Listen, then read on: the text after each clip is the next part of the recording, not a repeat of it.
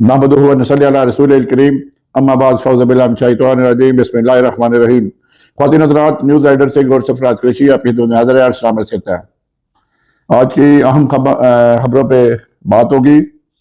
आज judicial commission का इजलास था जिसमें 10 जजों को लाहौर से अपॉइंट करना था, बल्कि मैं कहता हूँ कि सिलेक्ट करना था।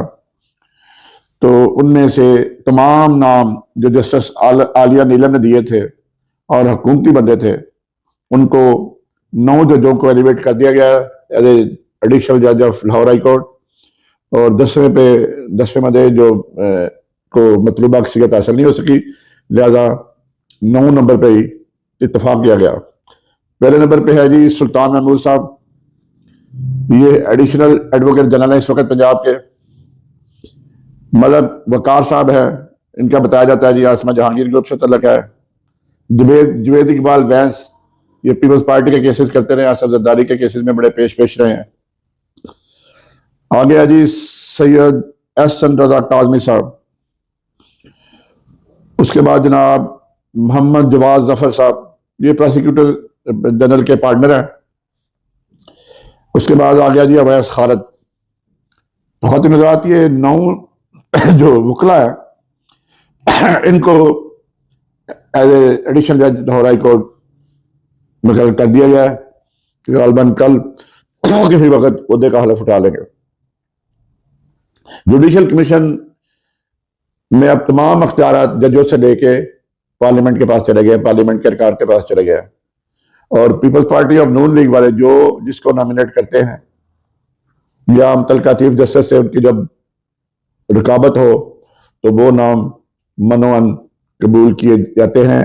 और ये भी होता है कि बाज़ औक़ात दोनों पार्टियों की तरफ से एक लिस्ट दे दी जाती है कि ये हमारे जज हैं, इनको अप्रूव करना है, क्योंकि जुडिशल कमीशन में मेजॉरिटी है वो with the Noon League and Peoples Party. तो ये सूरत हाल है जनाब। अब आ जाए, पीटीआई का 8 फरवरी को एक बहुत बड़ा एहतजाज का प्रोग्राम है।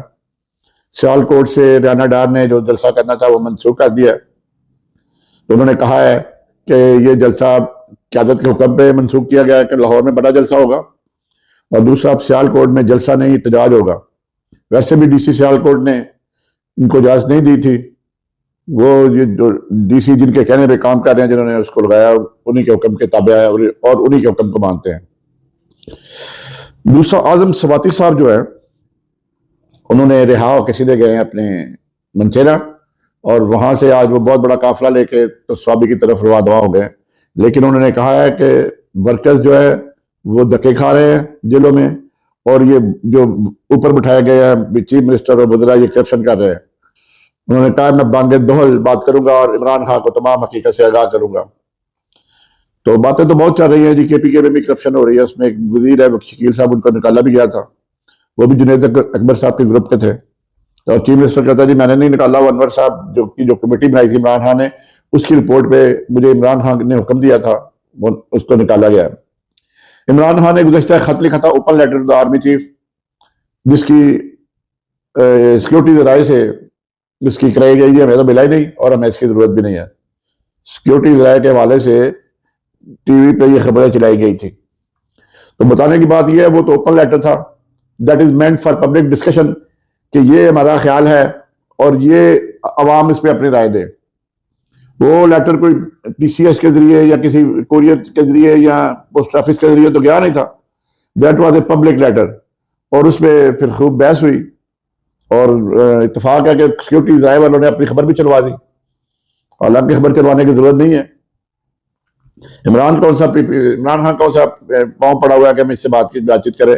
अली अमीन गंडापुर ने एक इंटरव्यू में नदीम मलिक को कहा कि 99% मेरे मामला तो एस्टेब्लिशमेंट से तय हो गया, और एक मुलाकात जो होगी और वो कहता है मैं सारा कुछ आज रिकॉर्ड लेके आ गया। और ये भी नहीं पता, ये भी कोई नहीं पता कि ये जो 10 फरवरी का जो जुडिशल कमीशन का इजलास होगा जिसमें वकला ने एहतजाज का प्रोग्राम बनाया, बनना तो कुछ भी नहीं उनका, क्योंकि वकला एक हो तो फिर तो कोई बात बनती है। लेकिन यहाँ 2 मुख्तलिफ ग्रुप्स हैं। एक ग्रुप जो है उसको आजमदीन तारड़ और हसन बून जो लीड कर रहे हैं, वो आसमा जहांगीर का ग्रुप है। हालांकि आसमा जहांगीर साहबा खुद जिंदा होती तो ये कभी भी इनको करने देती, लेकिन ये ग्रुप हुकूमत के पाँव में बैठा हुआ है, जिसमें आजमदीन तारड़ ने खुद वज़ारत कानून ली हुई है। और वो वकीलों का इस्तेमाल भी कर रहे हैं। तो और रिपोर्टेडली वकीलों को प्लाट भी दिए जा रहे हैं।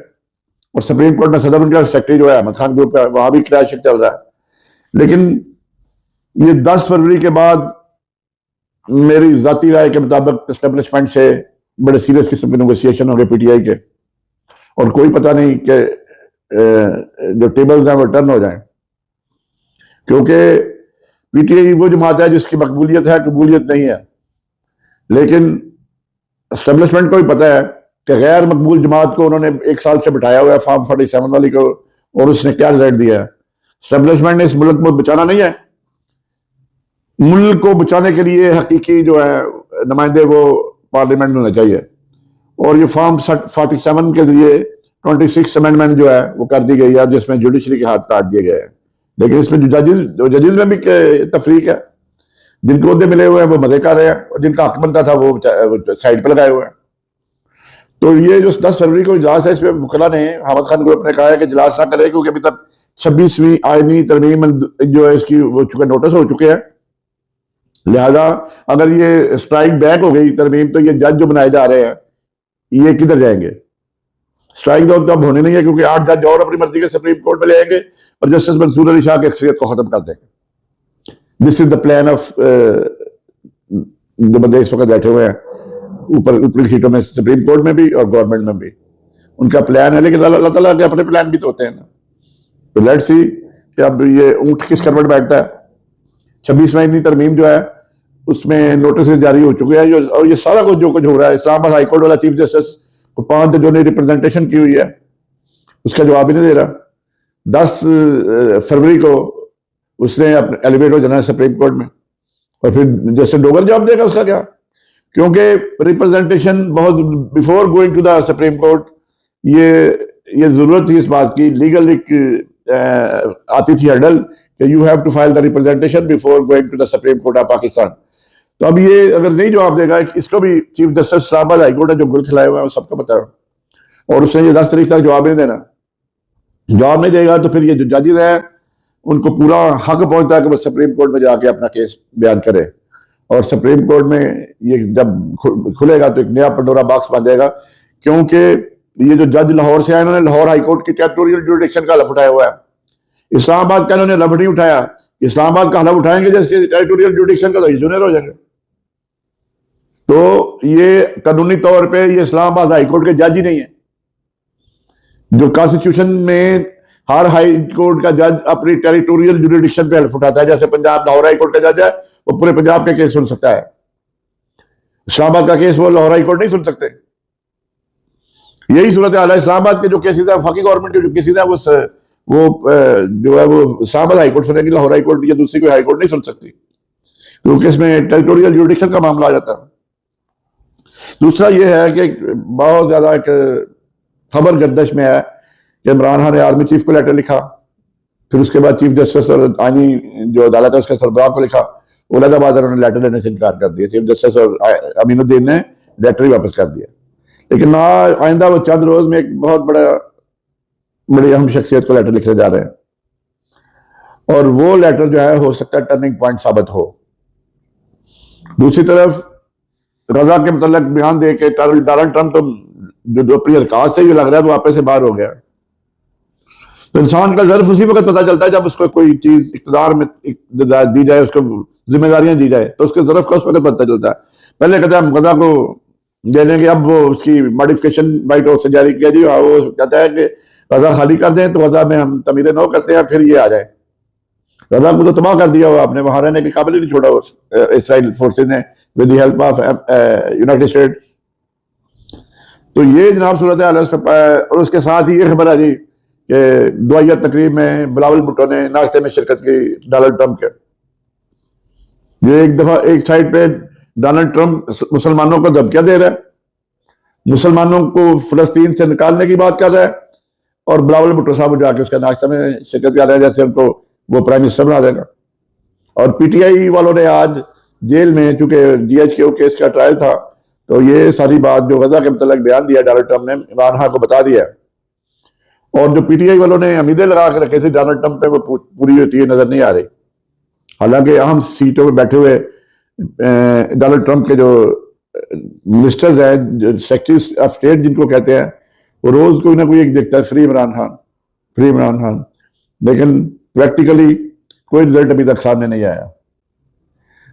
तो पाकिस्तानी अवाम में इस बात पे मायूसी भी है, लोगों को, अवाम को बड़ा था कि डोनाल्ड ट्रंप आएगा, इमरान खान बाहर आ जाएगा, लेकिन वो कहानी जो है तोड़ करती हुई नजर नहीं आ रही। ख्वाज़ीन हज़रात, ये थी आज की खबरें और इस पर मेरा तबसरा।